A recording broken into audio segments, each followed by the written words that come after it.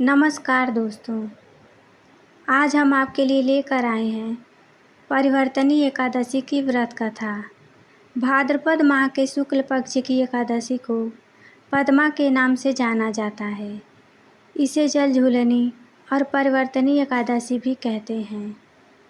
इस कथा का संबंध राजा मांधाता से है, जिन्होंने प्रजा के लिए पद्मा एकादशी का व्रत किया है। शास्त्रों में भगवान श्री कृष्ण कहते हैं, इस उत्तम व्रत का अनुष्ठान जरूर करना चाहिए। पद्मा एकादशी के दिन कथा के बाद जल से भरे हुए घड़े को ढककर दही और चावल के साथ ब्राह्मण को दान देना चाहिए। साथ ही छाता और जूता भी देने चाहिए। पौराणिक कथा के अनुसार एक बार युधिष्ठिर ने भाद्रपद माह के शुक्ल पक्ष की एकादशी का नाम, देवता और पूजा विधि के बारे में पूछा। प्रभु श्री कृष्ण ने कहा कि युधिष्ठिर, भाद्रपद माह के शुक्ल पक्ष की एकादशी पद्मा यानी परिवर्तनी एकादशी है। इस व्रत कथा को पढ़ने और सुनने से व्यक्ति के पापों का नाश होता है। इस दिन भगवान ऋषिकेश की पूजा की जाती है। सूर्यवंश में मांधाता नामक एक चक्रवर्ती, सत्य प्रतिज्ञ और प्रतापी राजर्षि रहते थे। उनके राज्य में अकाल नहीं पड़ता था, प्रजा को मानसिक चिंताएं नहीं सताती थीं और व्याधियों का प्रकोप भी नहीं होता था। उनकी प्रजा निर्भय और आर्थिक रूप से धन समृद्ध थी। महाराज के कोष में केवल ईमानदारी से अर्जित धन का ही संग्रह था। उनके राज्य में समस्त वर्णों और आश्रमों के लोग अपने अपने धर्म में लगे रहते थे। मांधाता के राज्य की भूमि कामधेनु के समान फल देने वाली थी। उनके राज्यकाल में प्रजा का जीवन काफी सुखमय था। एक बार किसी कर्म के फल भोग के कारण राजा के राज्य में 3 वर्षों तक बारिश नहीं हुई, जिससे भूख से पीड़ित प्रजा नष्ट होने लगी। प्रजा महाराज के पास आकर कहने लगी कि आपको प्रजा की बात सुननी चाहिए। जल भगवान का निवास स्थान है, इसीलिए वे नारायण कहलाते हैं। नारायण स्वरूप भगवान विष्णु सर्वव्यापी हैं। वे ही मेघ स्वरूप होकर वर्षा करते हैं और वर्षा से अन्न पैदा होता है और अन्न से प्रजा जीवित रहती है। महाराज, इस समय अन्न के बिना प्रजा का नाश हो रहा है, अतः कोई उपाय कीजिए। राजा ने कहा कि आपने सही कहा है, अन्न को ब्रह्मा कहा गया है। अन्न से ही प्राणी जीवित रहता है।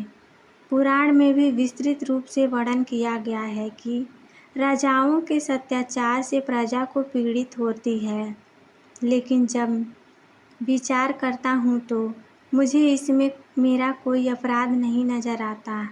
फिर भी प्रजा के हित में पूरा प्रयास करूँगा।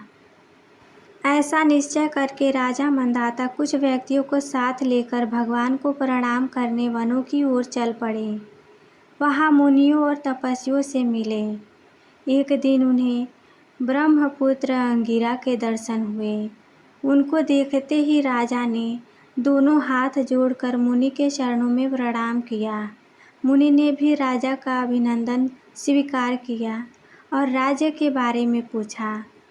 राजा ने प्रजा का हाल बताकर मुनि के स्वास्थ्य के बारे में पूछा।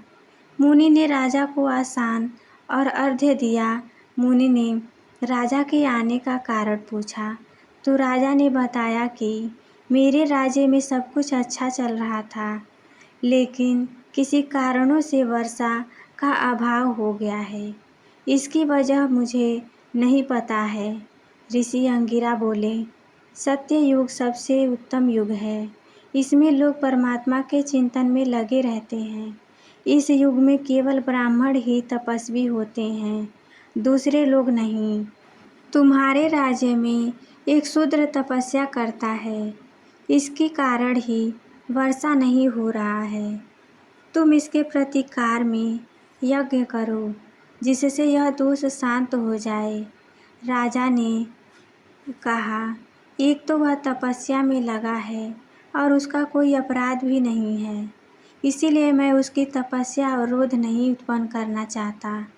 आप दोष को शांत करने वाले किसी धर्म का उपदेश दीजिए। ऋषि बोले, राजन, यदि ऐसी बात है तो एकादशी का व्रत करो। भाद्रपद मास के शुक्ल पक्ष में जो पद्मा नाम से एकादशी होती है, उस व्रत के प्रभाव से निश्चय ही उत्तम वृष्टि होगी। तुम अपनी प्रजा की ओर परिजनों के साथ इसका व्रत करो। ऋषि का यह वचन सुनकर राजा ने अपने घर लौट आए। उन्होंने प्रजा के साथ भादों के पद्मा एकादशी का व्रत किया। इस प्रकार व्रत करने पर मेघ पानी बरसाने लगे। हरी भरी खेती से धरा सुशोभित होने लगी। उस व्रत के प्रभाव से सब लोग सुखी हो गए।